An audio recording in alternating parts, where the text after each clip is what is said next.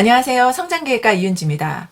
우리 주변에 왕성하게 일을 하시던 분들도 퇴직 이후가 되면 급격히 늙거나 혹은 병이 드는 분이 적지 않습니다.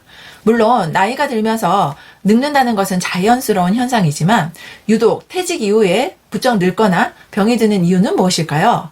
오늘은 퇴직 후 급격히 늙는 3가지 이유에 대해서 알아보도록 하겠습니다. 퇴직 후 급격히 늙는 첫 번째 이유는요, 삶의 리듬이 달라지고 많이 움직이지 않는다는 점입니다. 연세대학교 철학과 교수를 지낸 김영석 교수님은 올해로 만 103세가 되셨는데요. 지금도 집필 활동을 하시고 강의를 하시는 등 활발한 활동을 하고 계십니다. 오래 사는 축복이 저한테도 주어진다면 김영석 교수님처럼만 살 수 있다면 좋겠다라는 바람을 가져보는데요. 김영석 교수님은 아침 6시에 일어나서 11시에 잠자리에 드시고 아침 식사는 7시에 잡곡밥과 감자, 그리고 달걀, 우유를 매일 드신다고 합니다. 하루에 1시간씩 꼭 걸으시고요. 일주일에 2회에서 3회 정도는 수영을 하신다고 하는데요. 이처럼 103세에도 불구하고 아주 건강하게 활동을 하시는 비결은 규칙적인 생활을 하고 운동을 꾸준히 한다는 점입니다. 직장을 다닐 때는 매일 같은 시간에 일어나서 출근도 하고 정확한 시간에 식사를 하는 그런 삶의 리듬을 가지셨겠지만 퇴직을 하게 되면 늦잠 자도 되죠. 꼭 정해진 시간에 식사 안 하셔도 됩니다. 저 같은 경우에도 특별한 약속이 있지 않아서 하루 종일 집에 있다 보면 어느 날은 365걸음만 걸었더라고요. 집안에만 있다 보니까 움직이는 그런 시간이 많지도 않고요. 많이 움직이지 않으니까 배도 고프지 않더라고요. 그래서 그냥 물에 밥 말아서 먹거나 차리기 귀찮아서 그냥 라면 한 그릇 끓여서 먹는 영양가 없는 식사를 하는 경우도 많았습니다. 물론 자유롭게 생활하는 것도 좋지만 이렇게 삶의 패턴이 무너지게 되면 건강을 해칠 수도 있지만 노화도 가속화시키게 된다는 거죠. 특히 많이 움직이지 않으면 하체 부위 골격근 사용량이 줄어들면서 체중이 증가하기 쉬운 체질이 되고 부상과 질병에도 취약해집니다. 이렇게 움직임이 적은 비활동적인 생활이 노화 시기를 앞당기게 되는 거죠. 퇴직 이후에는 자신의 시간을 스스로 계획하고 실천하는 노력이 필요합니다. 가장 먼저 규칙적인 생활 습관을 가질 수 있도록 하루 생활 습관을 정해보시거나 새로운 생활 리듬을 만드는 것이 필요합니다. 자꾸 몸을 움직이기 위해서 자주 일어나서 걷는 것이 좋고요. 일주일에 2회에서 3회 정도는 산책하는 이런 활동만으로도 몸의 노화를 지연시키는데 굉장히 큰 도움이 된다고 합니다. 운동을 시작하기에 늦은 나이는 없습니다. 자, 지금부터 노화를 늦추기 위해서 자꾸자꾸 일어나셔서 움직이시고요. 걷기 위한 노력 실천해 보셨으면 좋겠습니다. 퇴직 후 급격히 늙는 두 번째 이유는요, 자신을 필요 없는 존재로 생각한다는 점입니다. 저희 친정 아버지께서는 개인 택시 운전을 하셨는데요. 80세가 되던 해에 승객들의 안전을 생각해서 자진해서 운전면허증을 반납하시고 일을 그만두셨습니다. 지금까지 해오신 일을 마무리 짓는 시점에서 기념하기 위해서 저희 가족들에게 수건을 하나씩 선물로 주셨는데요. 그 수건에 한 문장이 새겨져 있었는데 제가 그 문장을 읽는 순간 너무 감정이 복받쳐 오르더라고요.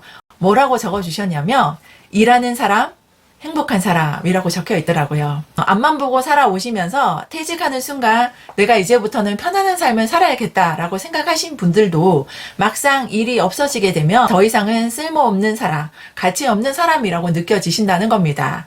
그래서 느껴지는 상실감이 굉장히 크다는 거죠.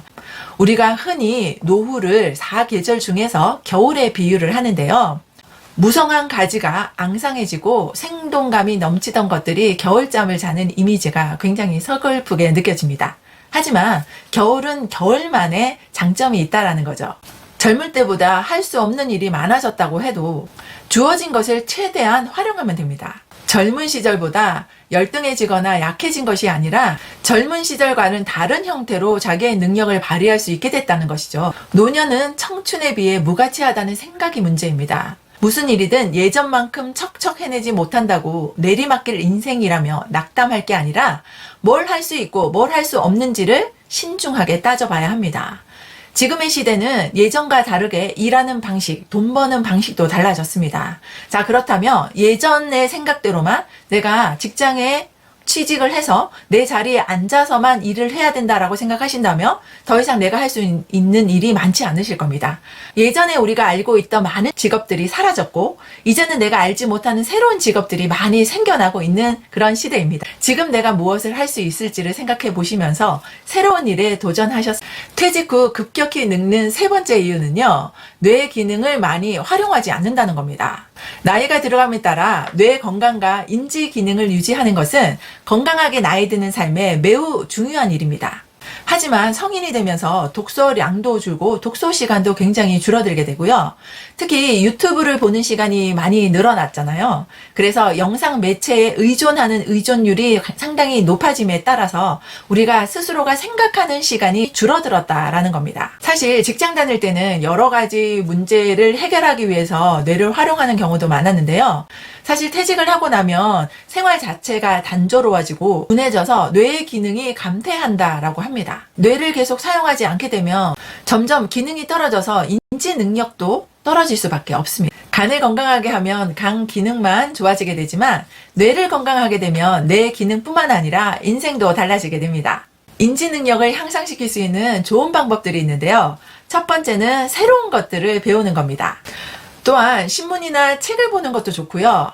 그림을 그리면서 창의적인 활동을 하는 것도 굉장히 도움이 되고 또한 글을 쓰는 것도 인지 능력을 향상시키는데 매우 도움이 됩니다. 미국 유타 주립대 심리학과 연구팀이 평균 73.5세 성인들을 대상으로 분석한 결과 일기처럼 꾸준한 글을 써온 사람은 알츠하이머 치매를 비롯한 모든 유형의 치매 발생 위험이 53%나 낮았습니다. 특히 6글자 이상의 긴 단어를 자주 사용하는 경우 효과가 더욱 높았다고 하는데요. 인지 능력을 향상시키기 위해서는 이렇듯 글 쓰는 것이 굉장히 도움이 됩니다. 지금 사랑하는 가족들에게 카톡이나 문자를 통해서 6글자 이상의 글을 한번 보내보시겠습니까? 사랑하는 마음도 전해지고 인지 능력도 향상되는 일석이조의 효과를 누리시게 되실 겁니다. 오늘은 퇴직 후 급격히 늙게 되는 3가지 이유에 대해서 설명을 드렸는데요. 첫 번째는 생활 리듬이 변하고 잘 움직이지 않는다는 거고요. 두 번째는 자신이 필요 없는 존재로 생각한다는 거. 세 번째는 뇌 기능을 많이 사용하지 않아 인지 능력이 떨어지게 된다라는 거 말씀드렸습니다.